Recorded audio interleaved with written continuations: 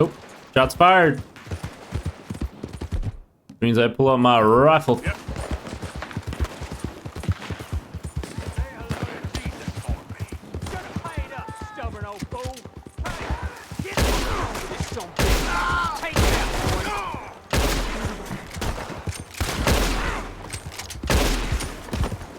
Dude, what a hero. Don't worry, friend. You're safe. Stepping in there.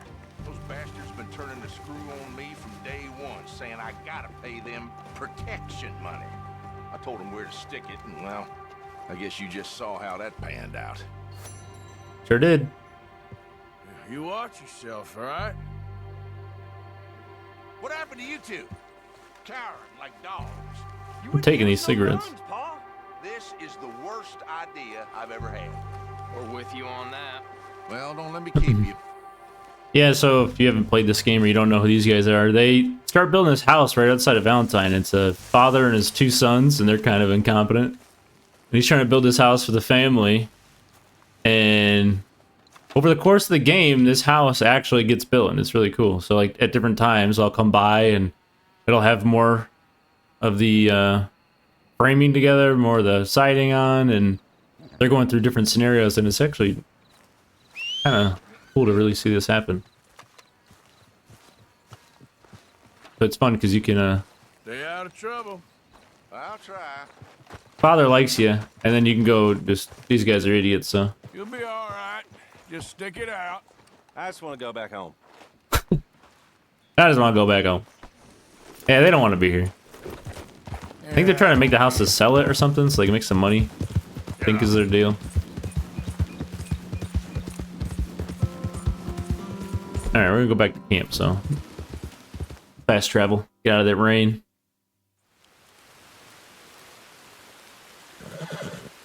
Oh, you know what we haven't done in a long time?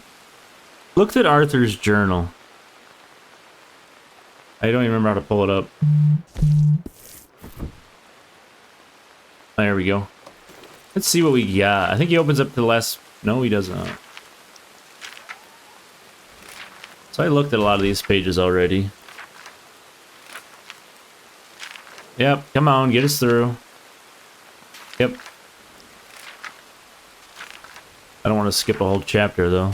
This is all Blackwater stuff still. Like, there's so much... Look at that crappy horse drawing. What happened, Arthur? That little train. That's a much better train.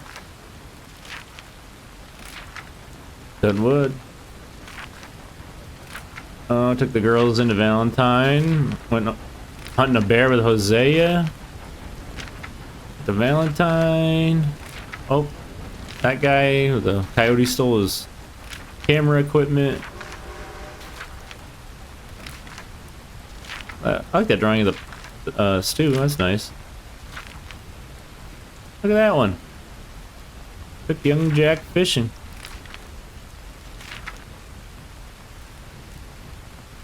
Camp set up there.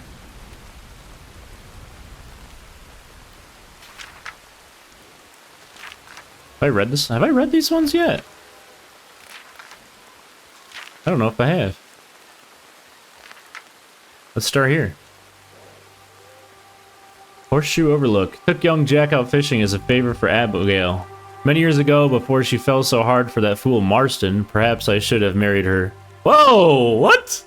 I think part of me has always thought that, yet goddamn you, Mary. Dude, I don't know if I've ever read that. Wow. Jack is a good boy, a dreamer, a boy with a mama who loves him. I wonder if he will find what we seek, peace and truth away from all this nonsense and lies. If that is what we still seek. Not that that's a new development, not sure I know myself anymore. Dude, is that why Arthur's so hard on John? Because he kind of got the hots for Abigail? She might be the one that got away? Oh, shoot. I don't know if I've ever read that. That is funny. Sometimes I'm not sure Dutch does. As we fished, a couple of Pinkerton agents appeared. Milton was one of them. I forgot the other fella's name. They knew all about me. That's a new turn of events. Apparently, there's 5,000 on my head alone. After Blackwater, or maybe before, it seems we may be in real trouble. I just don't know. Dutch don't seem too worried, but I am beginning to have some doubts as to this wisdom and his indifference. Well, I don't know whose camp that one is. Is that Dutch? No. I don't know who that is. Clemens Point. More problems have befallen us, more running. Leviticus Cornwall, the oil, sugar, rail, and greed merchant, whom we robbed a while back, had us ambushed in Valentine. Seems he has added to the price on our heads. We shot our way out of town and narrowly escaped with our lives. The only amusing aspect of the horror was Herr Strauss getting grazed and acting like he was preparing for his short trip down to hell. Dude, Arthur hates Strauss. We all hate Strauss. After this, we fled the country and headed even further south and east, camping by a lake. This is pretty much new country for me. Charles and I saved a family of Germans who were in the process of getting themselves killed. He's a better man than me. He does not need to think to be good. It comes naturally to him. Like right is deep within him as opposed to this conflict between good and evil that rages within me. If only we had fled west out of Blackwater, we could be free now, out where we belong, beyond civilization, with the savages and the animals. Here, we won't ever be at home.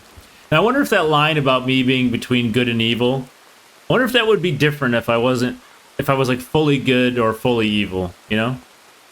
Because I think I was kind of riding the line at that point. Cute little drawing of an elk or something over there. A little wolf. It looks like I tried to start drawing another wolf and gave up. I got like a little bit of his face there. Saw Mr. Mason again. This time he was taking pictures of wolves, still doing his hardest to get himself eaten. Yeah, good old Albert. Some more animals. Got some foxes, or it looks like. Nice horse laying down. That's a nice one. Bear, antelope or something. Not antelope, whatever they are. You can tell me what they are, I don't remember. I like the little drawing of the sheep, actually, that's pretty cute. Cat's nice. The horse, I gave up on the background, which is funny. Sadie. Mrs. Adler, the widow we rescued a while back, might be the craziest one of all of us. She fights like a cornered polecat with a rage and a bloodlust that frightens the hell out of me. I ever get on her wrong side and I am a dead man. I don't intend to. She's a fine woman, amusing and good-hearted and decent and angry. I took her shopping to stop her filleting old Pearson right in camp. After we got jumped, we went insane and showed she can kill with the best of us. Dude, that's a dope picture of a great blue heron. That one's sick, actually. That buffalo's not bad. Bison. Oh god, it's this guy, the fisherman. Met an awful fella. I told you he sucked. That guy was a douche. Met an awful fella who will send me money if I send him fish, so he can send others the fish pretending he caught them, so they can pretend they caught them while out fishing with him. At least I think that's it. Either way, the man, Jeremy Gill, was dreadful. That's funny. Nice drawing. A little guy walking his horse. Welcome to Rhodes. That's a perfect picture of Rhodes. That one's awesome. So it turns out we're holed up outside a town called Rhodes, deep in old cotton country. The place has not recovered from the war, and those folks that is sober enough to think are still angry. The drunk, which is most of them, are angrier still, but perhaps for other reasons. Adding to the absurdity, we appear to be planning to deputize ourselves into the local law enforcement, and have already taken down a major bounty on their behalf, but mostly to rescue slippery old Trelawney, who had got himself arrested for some of his usual nonsense. Seems like there's a long-running blood feud between two families out here, and both Dutch and Hosea believe they may be sitting on a lot of gold. We shall see, I guess. The parlor house. And that's it.